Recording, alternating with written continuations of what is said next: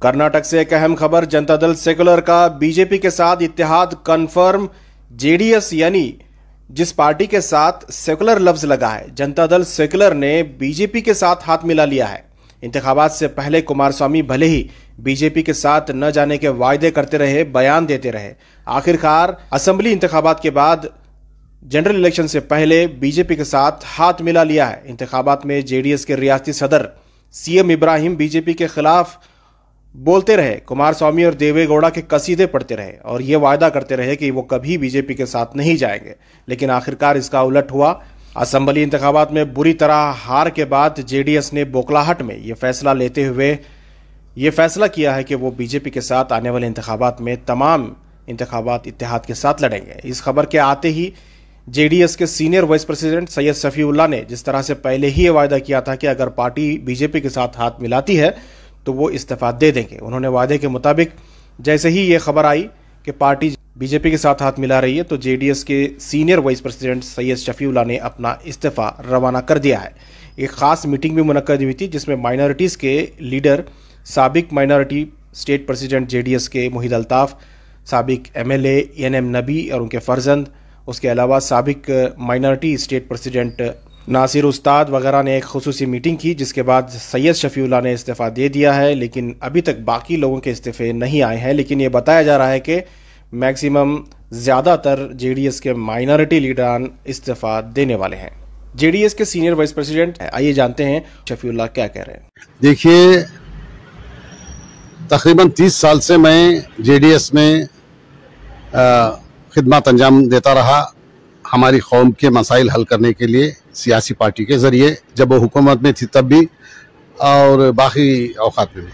जब हमारी party BJP के साथ पिछली दफ़ा हाथ मिलाकर हुकूमत बनाई थी तो मैं बाहर निकल गया था, क्योंकि बीजेपी के साथ हाथ मिलाना मुझे मंजूर नहीं था। अब फिर एक मरतबा जब पिछली दफ़ा कुमारस्वामी ने माफ़ी मांगी थी सारे मुसलमानों से और ये कहा था कि मैं फिर कभी बीजेपी के साथ हाथ मिलाने नहीं जाऊंगा, आप बेफिक्र रहिए, सारी रियासत के मुसलमानों को उन्होंने यकीन दिलाया था। अब ये देखने में आया है कि वो फिर से जाकर मोदी जी के साथ हाथ मिलाकर, बीजेपी के साथ हाथ मिलाकर आइंदा के इलेक्शंस का में मुकाबला करना चाहते हैं। इस बात से तकरीबन सारे रियासत के सारे सेक्युलर वोटर्स, आम आवाम और उसमें खुसूसन मुसलमान रियासत सबके सब नाराज़ हैं। इसीलिए मैंने इस्तीफ़ा दिया, क्योंकि हमारी नाराज़गी जाहिर करने के लिए। दूसरा, अगर बीजेपी के साथ हाथ मिलाकर ही हमारे कुमारस्वामी आइंदा इंतखाबात में चलते हैं या हुकूमत बनाते हैं तो हम किसी भी सूरत में उनके साथ नहीं रह सकते। तो अगला कदम क्या होगा आपका? अब आप जेडीएस से बाहर आ चुके हैं, तो किस पार्टी में जाएंगे या फिर खामोश रहेंगे, क्या करेंगे आप? देखिए, जैसे मौका मिलेगा हमारी कौम की खिदमत करने के लिए और रियासत के अवाम की खिदमत करने के लिए, उस मौके का अच्छे से अच्छा फ़ायदा उठाते हुए हर मौके के ज़रिए रियासत के अवाम की खिदमत अंजाम देने की कोशिश करूँगा इंशाअल्लाह। जाहिर सी बात है कि कांग्रेस का भी दरवाज़ा आपके लिए खुला रहेगा, क्योंकि आप एक सीनियर सियासतदान हैं, तजुर्बेकार हैं। इंशाअल्लाह उस पर भी गौर किया जाएगा। अगर वहाँ से बात आती है और चूँकि सेक्युलर पार्टी कोई भी हो उधर से बात आती है तो इंशाअल्लाह ज़रूर उसके ऊपर गौर किया जाएगा। लेकिन हम देखते हैं कि कांग्रेस में की जो बस है वो तकरीबन फुल है, तो वहाँ पर जगह मिलना मुश्किल है, तो आप कैसे, आपकी सियासत रहेगी? देखिए, हमारा जहाँ तक मेरा मामला है, कौम की खिदमत और कौम में जो पिछड़े हुए हैं उनकी खिदमत अंजाम देना है, उसके लिए बस में जगह ढूंढने की कोई ज़रूरत नहीं।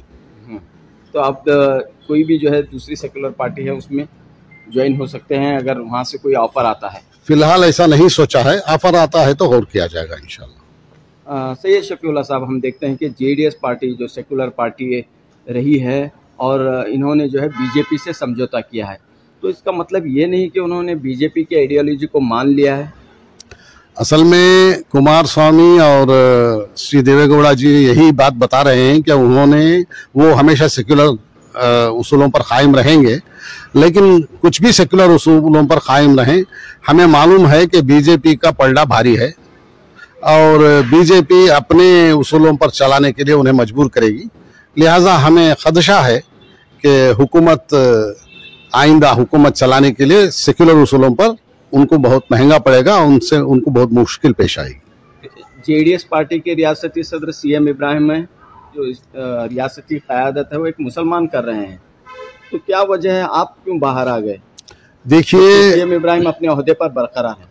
देखिए, मैंने जब सोचा कि हमारी पार्टी के सुपीरियर्स श्री एच.डी. कुमारस्वामी और उनके साथ श्री एच.डी. देवेगौड़ा जी ने तय किया है कि बीजेपी के साथ हाथ मिलाकर चले, उसी वक्त फौरी मैंने हमारे रियासत के मुसलमानों को जिस तरीके से बीजेपी ने 3 साल हुकूमत में नुकसान पहुंचाया था, बहुत सारे क़वानीन बनाए जो मुसलमानों के खिलाफ थे, हमारे लड़कियों को पढ़ने के लिए तंग करने के लिए, उन्हें पढ़ने के कॉलेजों को जाने के लिए मजबूर करने के लिए हिजाब का मसला लाया गया, गोश्त की दुकानों को पर हमले किए गए, और मेलों में जलसों में जहां दुकान लगाते हैं वहां मुसलमान व्यापारियों के साथ बहुत जुल्म किया गया। ये सब देखते हुए मैं समझता हूं कि उनके पास साथ अगर हाथ मिलाते हैं तो मुझे फौरन इस्तीफा देना चाहिए। मैंने दे दिया, मैंने किसी दूसरों का इंतजार नहीं किया। लेकिन आपके रियासती सदर सीएम इब्राहिम अपने ओहदे पर बरकरार हैं, तो सिर्फ आपके बाहर आने से ऐसा लगता है कि कोई फर्क नहीं पड़ेगा। ठीक है, मैं दूसरों के फर्क पड़ने के लिए नहीं बल्कि मेरे उसूलों के तहत मैंने इस्तीफा दिया है, लेकिन मैं ये समझता हूं कि पार्टी के दीगर जिम्मेदारान भी इंशाल्लाह सोचकर जल्द अज जल्द वो भी फैसला लेंगे। आखिर क्या मजबूरी रही जेडीएस की कि उन्होंने जो है बीजेपी से हाथ मिलाया?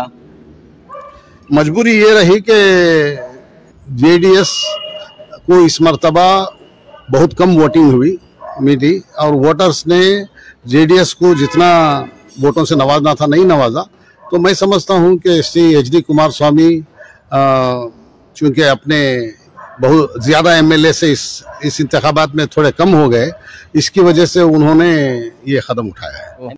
सैयद शफीउल्लाह साहब, हम देखते हैं कि रियासत कर्नाटक में जेडीएस एक इलाकाई पार्टी रही है और काफ़ी उसका असर और रसूख रहा है। अब जबकि जेडीएस ने भी बीजेपी से हाथ मिला लिया है, तो एक बड़ा गैप यहाँ पर देखने को मिल रहा है कि रीजनल पार्टीज़ जो अपने बलबूते पर कायम रहना चाहिए था वो नहीं रही, ऐसा आप महसूस कर रहे हैं? देखिए, सारे हिंदुस्तान में एक तीसरी रीजनल पार्टी रहेगी और जिंदा रहेगी तो मुसलमानों के लिए भलाई होगी, लेकिन यहाँ मसाइल दूसरे हो गए हैं और एक रीजनल पार्टी यहाँ बहुत मजबूत थी, अब वो जो कि बीजेपी के साथ हाथ मिलाई हुई है, लिहाजा हमें मुसलमानों को ये सोचने पर मजबूर कर दिया है इनके इस एक्शन ने कि हम अब बीजेपी के साथ हाथ मिलाए हुए पार्टी से हम साथ में नहीं रह सकते। कई मुस्लिम पार्टियां भी यहाँ पर मौजूद हैं, क्या आप उसमें भी शामिल होकर खिदमत अंजाम दे सकते हैं? देखिए, मेरी खिदमत जारी है बगैर किसी पार्टी के भी। बहुत सारे अल्लाह का फजल है, अल्लाह ने मौका दिया है और खिदमत जारी हैं।